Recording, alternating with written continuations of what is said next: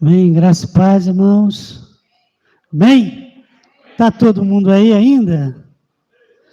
Glória a Deus, então, pela tua vida. Eu quero cumprimentar os irmãos que estão em casa também, com a paz do Senhor. Quero pedir para o nosso irmão lá do projetor, se ele pode colocar para a gente lá, um texto para a gente ganhar tempo. Êxodo capítulo 12, a partir do verso 21. O livro do Êxodo, capítulo 12, a partir do versículo 21. Então, vamos lá? Vamos ler junto ali? Eu vou ler e os irmãos acompanhem. Chamou, pois, Moisés a todos os anciãos de Israel e disse-lhes, escolhei e tomai vós cordeiros para vossas famílias e sacrificai a Páscoa. Então, tomai um molho de isopo e molhai-o no sangue que estiver na bacia e passai-o na verga da porta em ambas as ombreiras do sangue. Obrigado.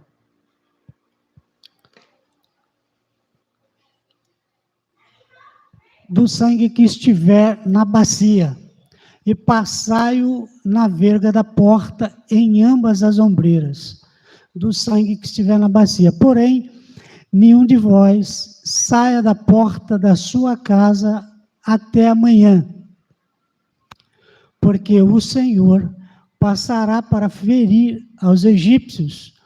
Porém, quando vir o sangue na verga da porta e em ambas as ombreiras, o Senhor passará aquela porta e não deixará o destruidor entrar em vossas casas para vos ferir.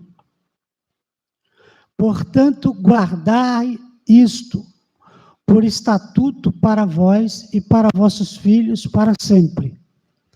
E acontecerá que quando entrardes na terra prometida, na terra em que o Senhor vos dará, como tem dito, guardareis este culto. E acontecerá que, quando vossos filhos vos disserem, que culto é este? Então direis, este é o sacrifício da Páscoa ao Senhor, que passou as casas dos filhos de Israel no Egito, quando feriu aos egípcios e livrou as nossas casas. Então o povo inclinou-se e adorou.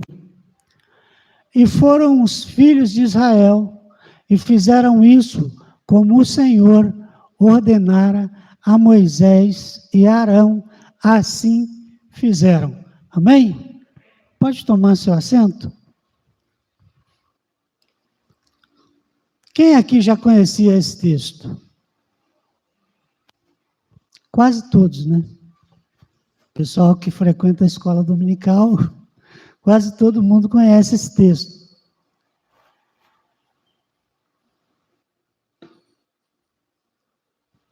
Então, queridos, diante do evento que está acontecendo aí desde sexta-feira, né? Sexta-feira santa, feriado, sábado de aleluia, né? E hoje, o domingo do Senhor. A história diz que o Senhor Jesus, ele morre na sexta-feira e ressuscita no domingo. Então, hoje é o dia em que o Senhor Jesus ressuscitou segundo a Bíblia. A palavra Páscoa, né, a gente aprendeu ontem aqui, no culto das crianças, foi um culto bastante, né, interativo, onde as crianças puderam provar um pouco da ceia, do formato mais aproximado da ceia original, né, que não era um cordeiro, né, não era um cordeiro, mas era algo que simbolizava o cordeiro. E a parte mais difícil, eu confesso, para as crianças, foi eles comerem aquela erva, né, que não era tão amarga, mas para eles, certamente, eles sentiram um pouco.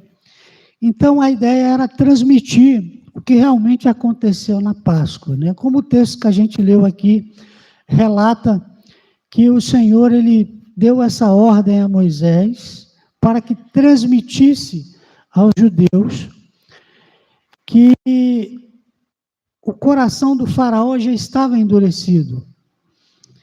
E o faraó não queria liberar o povo de Deus. E então o Senhor, depois de mandar ali todas as pragas, ele vai mandar essa praga, que é a praga chamada a morte dos primogênitos. E aí a ordem que o Senhor dá antes do povo de Deus partir, né? Que Páscoa, pela Bíblia, significa passagem, né? Significa passar por cima. O texto que a gente leu diz que o sangue do cordeiro foi passado por cima, ali na verga da porta e em ambos os lados. O texto também diz que, segundo a ordem dada pelo Senhor, as casas que tinham a marca do sangue do cordeiro na porta, a Bíblia diz que não houve morte naquelas casas. No entanto, todas as casas onde a marca do sangue do cordeiro não estava na porta, ali foi ceifada a vida de todos os primogênitos. Então, pensa comigo, na maioria das casas que não tinha a marca do sangue do cordeiro, houve morte, houve luto. E certamente o povo egípcio teve ali um momento de grande perda. Era como se houvesse, irmãos, comparando com os nossos tempos, com as experiências e vivências que a gente tem, já teve, era como se houvesse uma grande pandemia.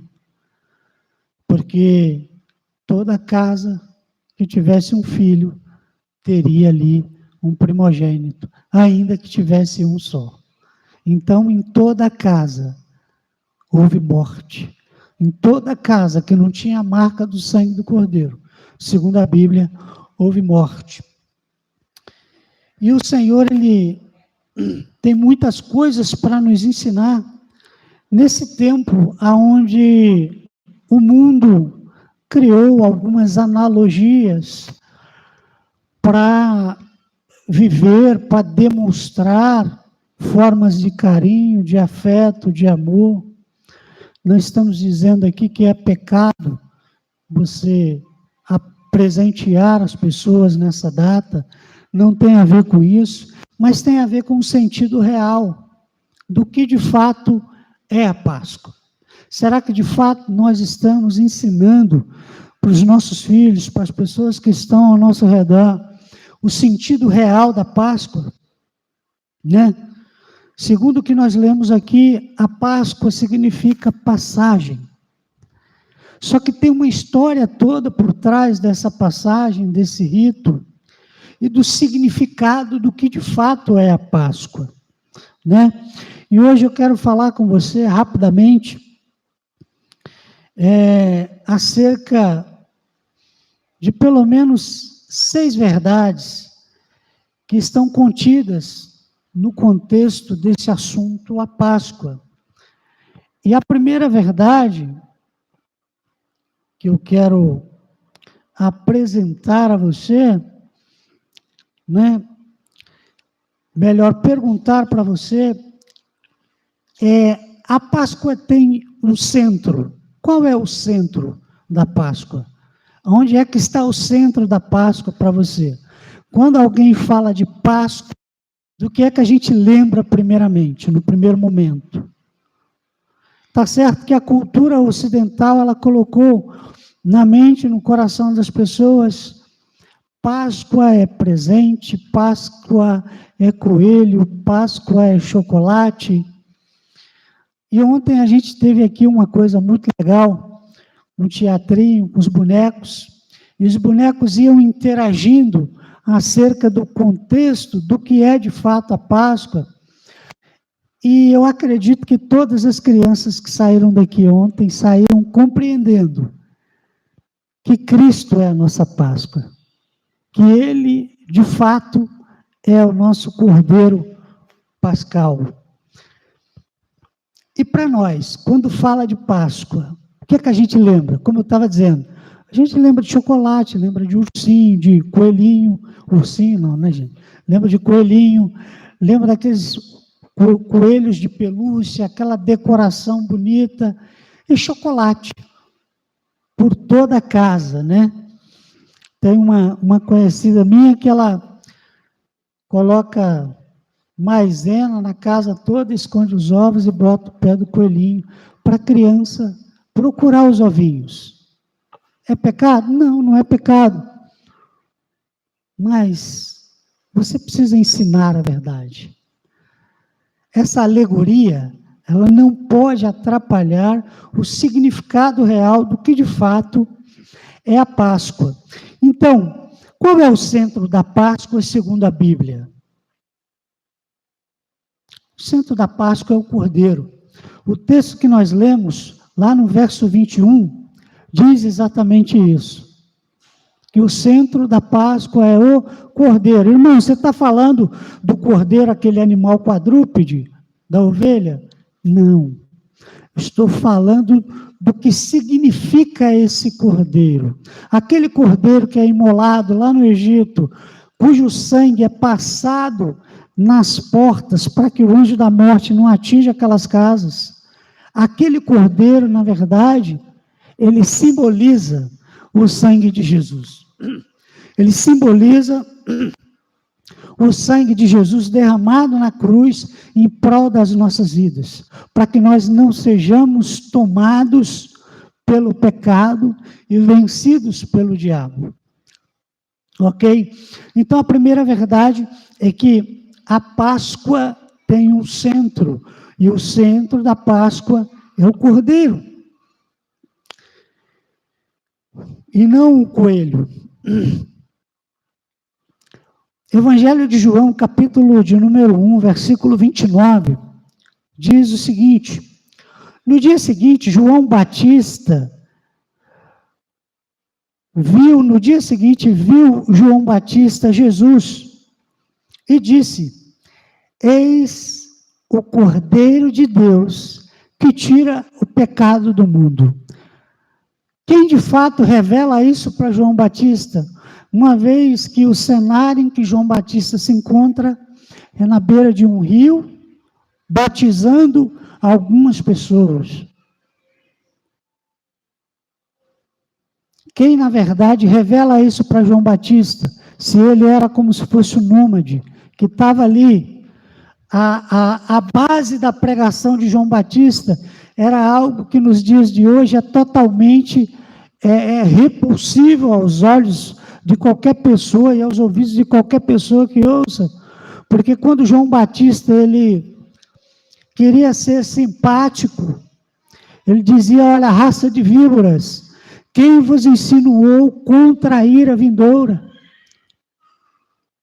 Então João Batista ele pregava nesse nível, e ele, quando avista Jesus, ele diz: olha, eis o Cordeiro de Deus que tira o pecado do mundo. João Batista ali estava anunciando a morte de Jesus. Porque a Bíblia diz que sem derramamento de sangue não há sacrifício. Até aquele momento não havia. O sacrifício de Jesus teria que acontecer. E João, ele tem uma espécie ali de revelação.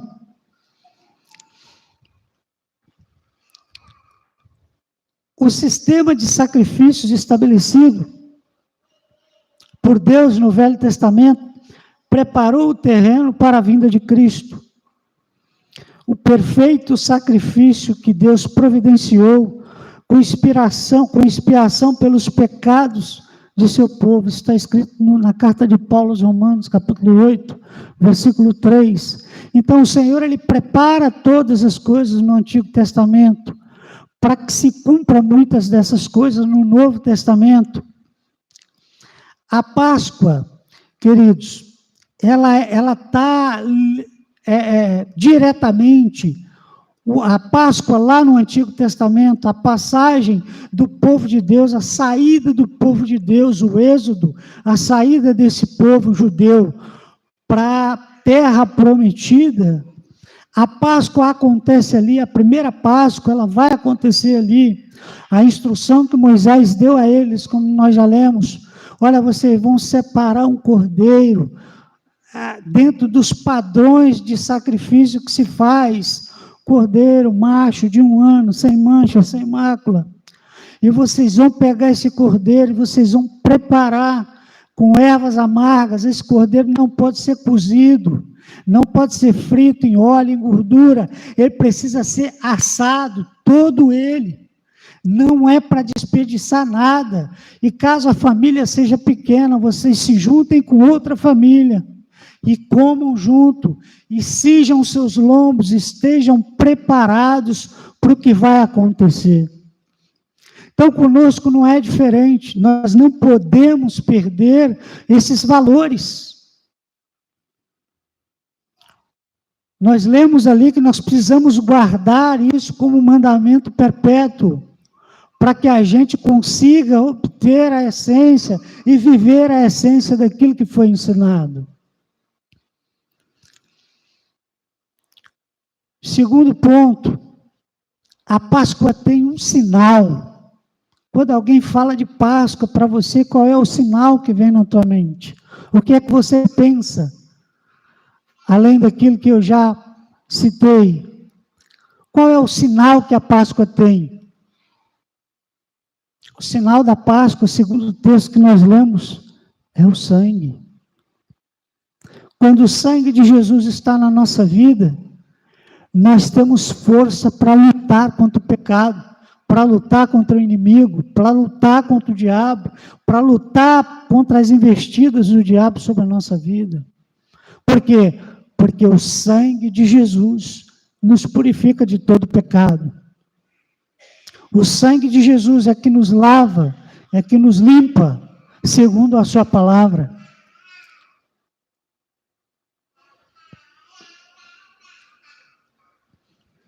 Deus mandou que o sangue fosse colocado em toda a porta onde houvesse uma família de judeus. A marca do sangue do Cordeiro impediria a atuação do mal naquelas casas. E, de fato, onde estava a marca do sangue, não houve morte nem destruição. Aonde o sangue de Jesus está posto, aonde o sangue de Jesus está colocado, nós temos a certeza da salvação.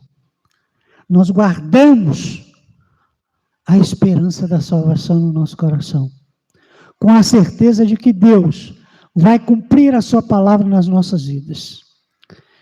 E eu te digo uma coisa, queridos, não é por causa da nossa fé, não é por causa da nossa vida de retidão, não é porque nós somos ou fazemos por merecer. É simplesmente porque a misericórdia do Senhor é a causa de nós não sucumbirmos, é a causa de nós não nos perdermos, é a misericórdia dele. Se não fosse a misericórdia do Senhor, de nós mesmos, a nossa fé, pura e simplesmente, ela não nos conduziria a lugar nenhum. Porque é o sangue de Jesus, de fato, o sangue de um cordeiro puro, o sangue do Filho de Deus, que foi nascido de uma virgem, que viveu entre nós, que decidiu doar-se a si mesmo, porque o próprio Senhor, ele diz, olha, ninguém tira a minha vida, eu mesmo a dou, por amor de vós, por amor de mim. Então isso é muito sério.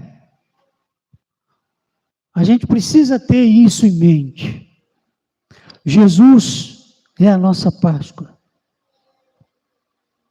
Então, o texto diz que aonde havia a marca do sangue, ali não entrou o desespero, ali não entrou a dor, ali não entrou o sofrimento, ali não entrou a morte, ali não entrou a desolação.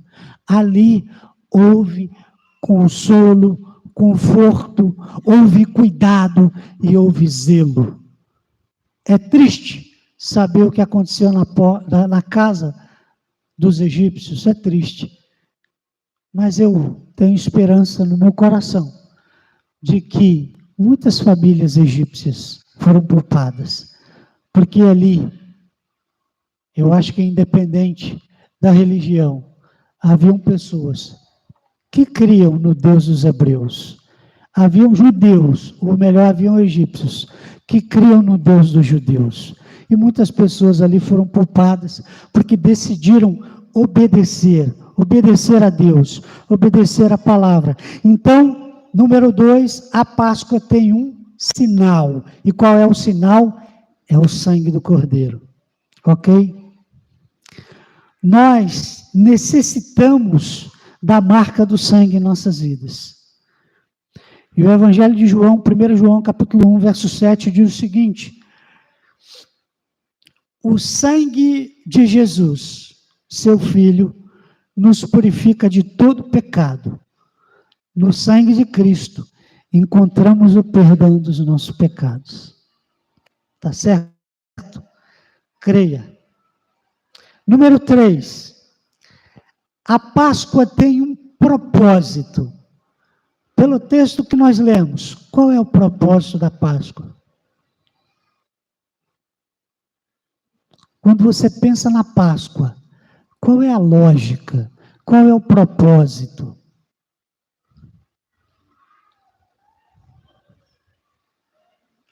A Bíblia diz que o propósito da Páscoa é a libertação, é nos tornar livres. Pelo texto que nós lemos, o escritor diz o seguinte: preparem um cordeiro, passe o sangue nas portas e comam dentro das suas casas. Vocês não podem sair.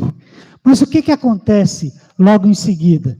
Se você continuar lendo a história, você vai ver que o faraó, ele vai liberar o povo e Moisés vai conduzir o povo.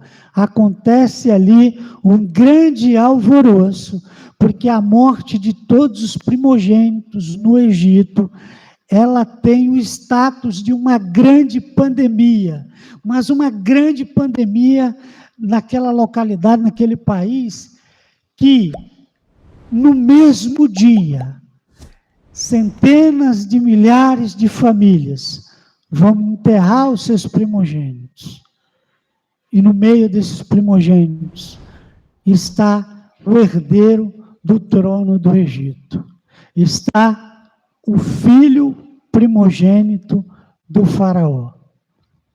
Então aquele faraó, ele decide libertar o povo.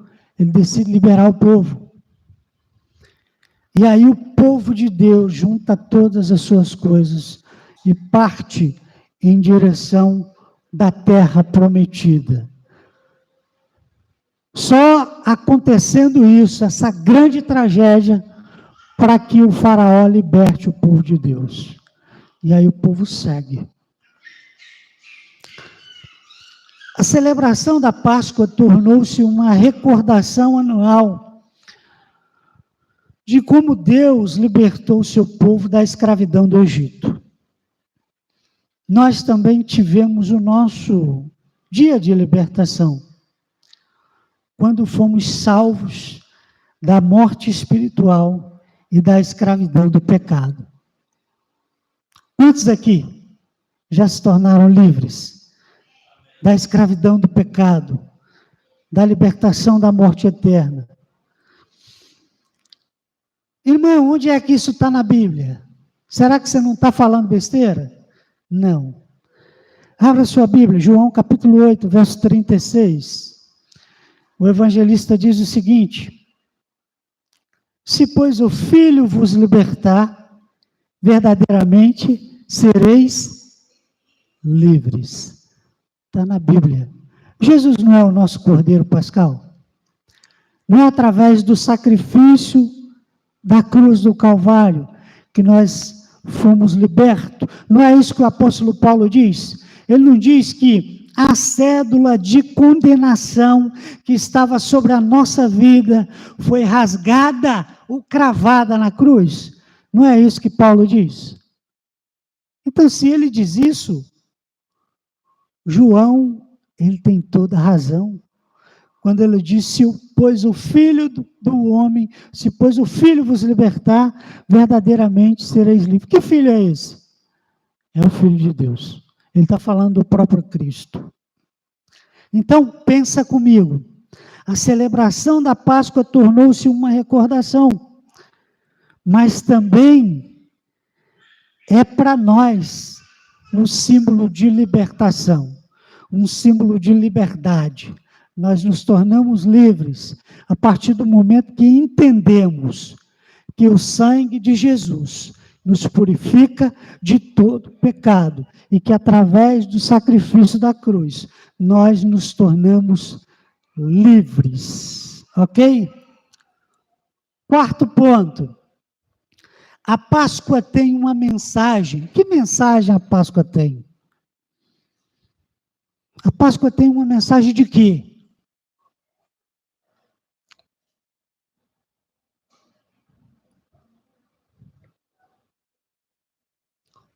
A Páscoa tem uma mensagem de vida ou de morte.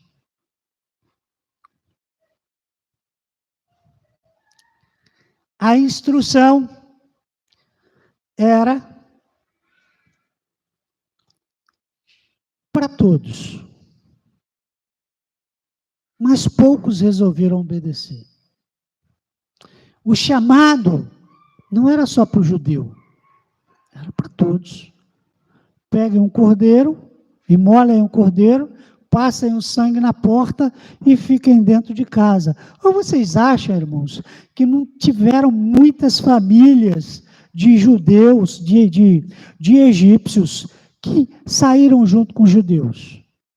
É claro que teve, irmãos. Você acha que naquela época já não havia ali uma miscigenação? É claro que sim.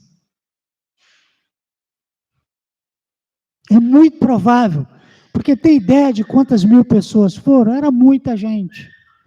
Então, ainda que não tivesse ido ninguém, a promessa estava posta. Quem acreditasse, tomava posse e poderia viver aquela promessa. Então, a Páscoa tem uma mensagem de vida ou de morte. Correto? Morte com relação àqueles que não se arrependem e permanecem no caminho errado, e vida para aqueles que são remidos pelo sangue de Jesus. Por aqueles que se deixam remir pelo sangue de Jesus. Por aqueles que se deixam viver sob a promessa, ou as promessas que o Senhor tem. Ok? Apocalipse capítulo 22, verso 14, diz o seguinte: bem-aventurados aqueles que lavam as suas vestiduras no sangue do Cordeiro, para que a eles assista o direito à árvore da vida e entrem na cidade pelas portas. Isso tem a ver com a eternidade. Isso tem a ver com a salvação eterna da nossa alma. Então, tem essa promessa de vida eterna. E a nossa oração é que você possa estar debaixo da proteção do sangue do Cordeiro, do sangue de Jesus, com essa garantia de vida eterna, através do sacrifício de Jesus na cruz do Calvário. Quinto ponto. A Páscoa tem um propósito. Qual é o propósito da Páscoa? Por que a gente comemora a Páscoa? Porque ela é um memorial. Por que a gente reproduz a Páscoa? Porque ela é um memorial. Ela traz à memória aquilo que foi vivido. Irmão, mas hoje a Páscoa não tem nada a ver com o que você está falando. Porque as pessoas modificaram isso. As pessoas tiraram o sentido real da Páscoa.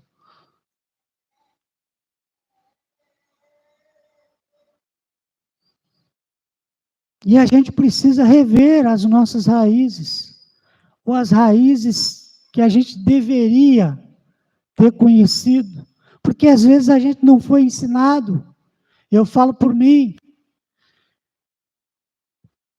Se eu conhecesse essa palavra agora, depois de 30, 40 anos, eu ia ter muita dificuldade para assimilar.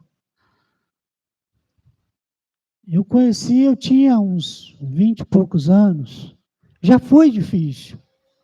Porque como é que você muda o conceito de uma pessoa que foi ensinada dentro de um estilo de vida, dentro de uma história própria que ela tem, de uma cultura, e você vem e coloca isso aqui para ela que ela nunca viu? É difícil. A pessoa precisa ter fé, porque muita gente acha, irmão, isso é manipulação. Alguém escreveu e colocou isso aí. E, na realidade, isso aqui vem dos primórdios, vem lá do início, da história da igreja, da história do povo judeu, da história do povo de Deus. Essa aqui é a realidade. Então, vamos lá? Quinto ponto, a Páscoa tem um propósito. Que propósito é esse? Memorial de celebração. Por isso que a gente celebra a Páscoa. Não precisamos mais matar um cordeiro, como se fazia antigamente, pois Cristo, nosso cordeiro pascal, foi imolado. Não precisamos tomar sangue de um cordeiro e pôr na porta, como fizeram os antigos, pois o sangue de Cristo nos salva uma vez por todas, como diz o escritor aos Hebreus. Não precisamos comemorar a libertação do Egito, mas nós comemoramos a libertação do Império das Trevas. Você viu a encenação que foi feita aqui há alguns minutos atrás? Essa encenação, ela prefigura o status da pessoa que se deixa levar para o mundo, da pessoa que se entrega facilmente, da pessoa que decide se afastar de Deus, da comunhão, dos propósitos para o qual Ele nos chamou. E aí essa pessoa vai viver uma vida dissoluta, totalmente afastada dos propósitos e da vontade de Deus. Então, o memorial é para isso. Ele serve para isso. Para nos lembrar do Senhor. Nos lembrar daquilo que Ele fez. Para nos afastarmos do império das trevas. Veja o que diz Colossenses 1, 13 e 14. O texto diz assim: Ele nos libertou do império das trevas. Carta de Paulo aos Colossenses. Ele nos libertou do império das trevas e nos transportou para o reino do Filho do seu amor, no qual temos a redenção e a remissão dos pecados. Se você sente que precisa se redimir diante de Deus, só é possível fazer isso aos pés da cruz. Só é possível fazer isso reconhecendo a Jesus como Salvador da sua vida, reconhecendo Ele como o Senhor da sua vida e recalculando a sua rota. Às vezes, a gente está indo numa direção que parece que é muito legal, parece que é muito boa. A gente tem ali uma certa liberdade, entre aspas. A gente acha que é dono da nossa razão, do nosso nariz e da nossa vontade. Mas muitas das vezes a gente se pega preso dentro do nosso próprio eu, sem forças para dar um passo adiante e ao mesmo tempo é dominado e limitado por uma prisão sem grades. Por uma prisão que ninguém enxerga, somente a gente. Então, o texto que o apóstolo Paulo escreve aos Colossenses, diz o seguinte: Ele nos libertou do império das trevas e nos transportou para o reino do Filho do seu amor, onde temos a redenção e a remissão dos nossos pecados. Para a gente fechar, número 6. Em Jesus ocorre uma nova Páscoa. Até agora, a gente falou da Páscoa nos primórdios, da Páscoa lá no Êxodo, lá no Antigo Testamento. Mas em Jesus ocorre uma nova Páscoa. Na verdade, a Páscoa celebrada em Cristo. Quem sabe qual é a Páscoa que nós celebramos em Cristo? É a Santa Ceia. Uma vez por mês, a gente celebra a Páscoa, a gente celebra a ceia. Por quê? Porque a gente lembra do Senhor. O Senhor Jesus, ele diz, olha, fazer isso em memória de mim. Naquela noite, teve um banquete. Naquela noite, teve o sacrifício. Naquela noite, teve o derramamento de sangue do Senhor Jesus. Então, ele é a nossa Páscoa. Todas as vezes que nós celebramos a ceia, nós celebramos a Páscoa com o Senhor.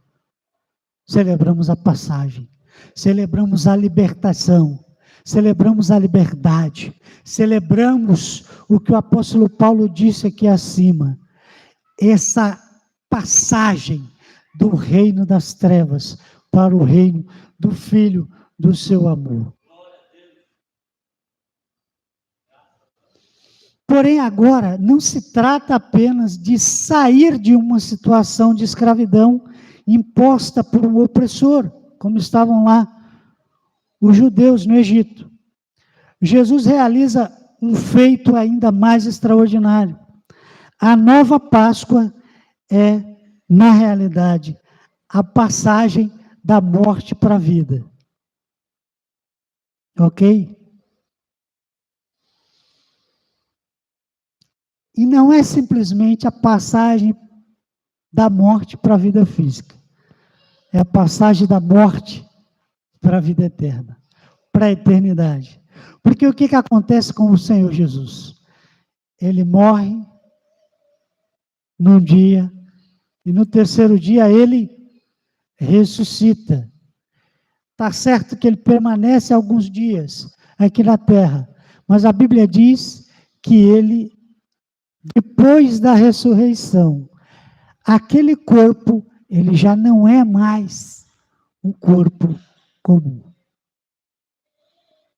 É tanto que ele não tem contato com as mulheres com quem ele vê ali. Por quê? Porque ele já não tem mais aquele corpo carnal. Então ele fica durante um tempo com seus discípulos e depois a Bíblia diz que ele é assunto aos céus, ele sobe aos céus, ele vai ficar com o Pai, e ele está à destra de Deus. Então, essa ressurreição de Jesus é uma ressurreição para a vida eterna. A nova Páscoa é celebrada na Santa Ceia. O nosso Senhor Jesus instituiu a Santa Ceia, a festa da Páscoa. Ele pegou um dos pães asmos e dividiu esse pão entre os seus discípulos, dizendo, isto é o meu corpo, que é partido por vós. E em seguida, ele tomou o cálice, dizendo, este cálice é a nova aliança no meu sangue, em favor de vós. Jesus instituiu a Santa Ceia como memorial de celebração, para que a gente pudesse celebrar, para que a gente pudesse se lembrar desse momento, se lembrar desse dia. É por isso que em todas as ceias que nós celebramos,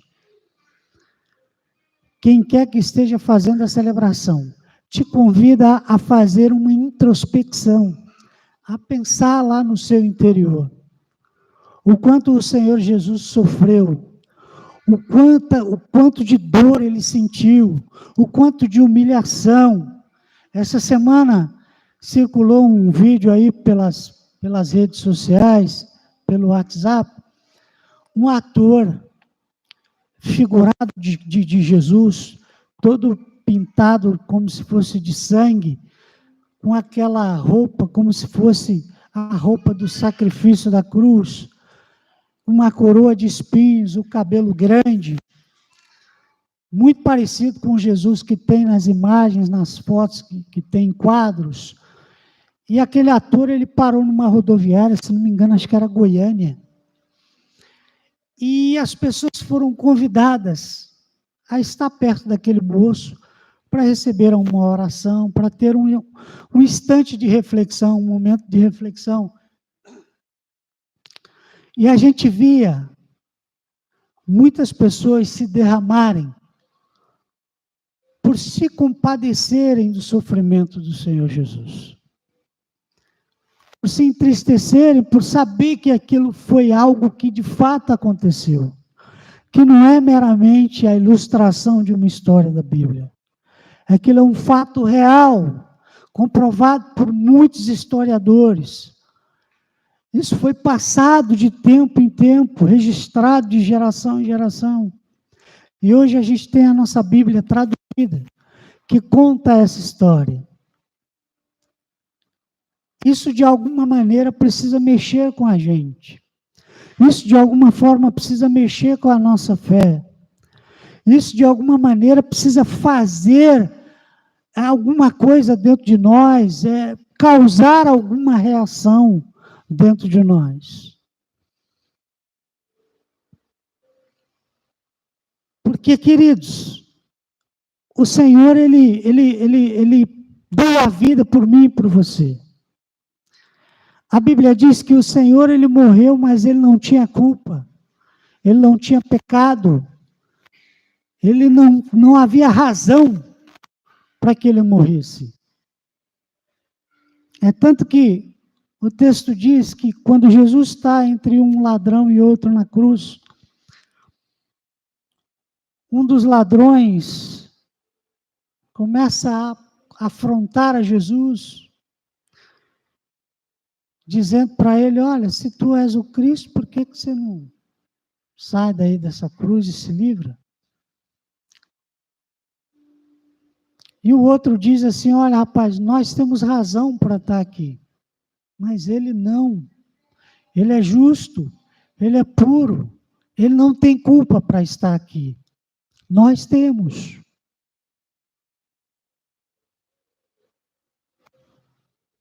Alguém postou no status essa semana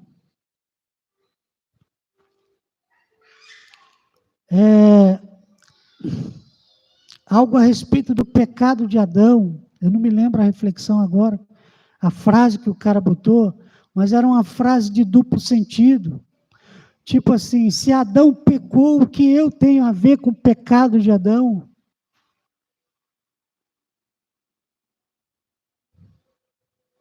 Pega uma pessoa dessa e senta para ensinar a Bíblia, para ver se ela quer aprender.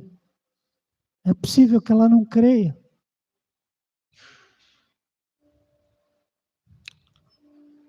Então, isso se aplica a nós. Nós precisamos nos dar a conhecer a Deus. A Bíblia diz que nós devemos conhecer e prosseguir em conhecer. Para aqueles que não têm ciência da palavra, a Bíblia diz que Deus não leva em conta o tempo da ignorância. Em outras palavras, se você não tem conhecimento de Deus, é possível que Ele não te cobre determinadas coisas. Mas se você conhece, entenda isso. Você precisa tomar um posicionamento. Porque Jesus morreu por todos. Alguém pode dizer, mas eu não pedi para Jesus morrer por mim. Não se trata disso. A morte de Jesus na cruz é algo muito maior do que a nossa vontade mesquinha, do que o nosso ego, do que as nossas escolhas egoístas.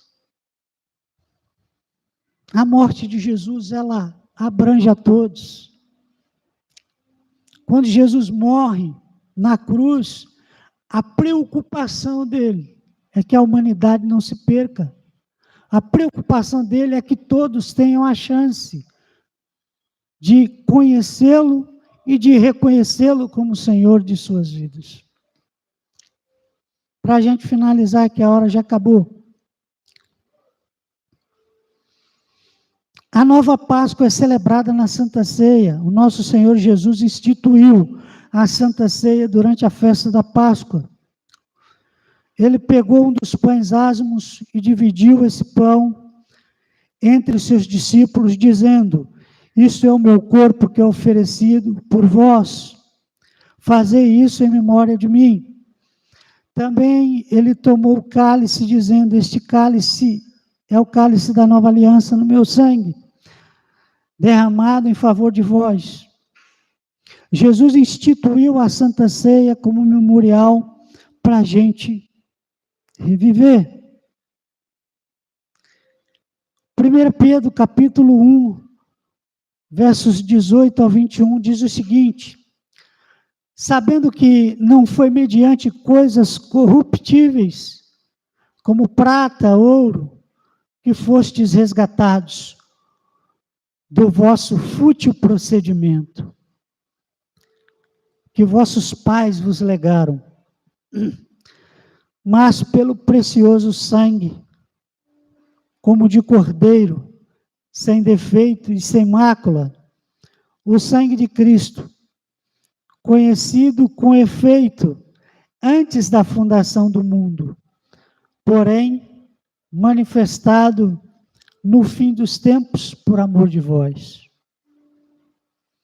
que por meio dele tendes fé em Deus, o qual ressuscitou dentre os mortos e lhe deu glória, de sorte que a vossa fé e esperança estejam em Deus."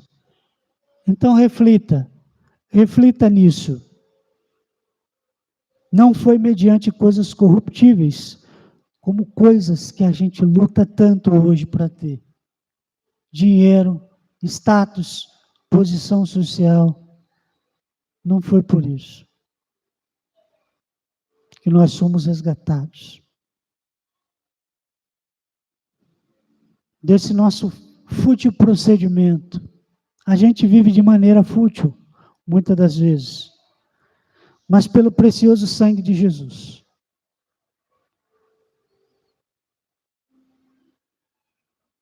Cordeiro sem defeito, sem mácula, conhecido antes da fundação do mundo. Nós não merecíamos, mas ele morreu em nosso lugar. Então, se você crê, reflita pelo menos num pouco do que nós falamos. Se você puder, leia a primeira carta de Pedro, capítulo 1, para que você possa sentir um pouquinho e colocar a sua vida em xeque com a palavra. Veja no que é que você se enquadra. Veja qual a parte te cabe dessa palavra. E deixe que ela faça um trabalho de mudança, de restauração na sua mente. Porque é o sangue de Jesus que nos purifica de todo pecado.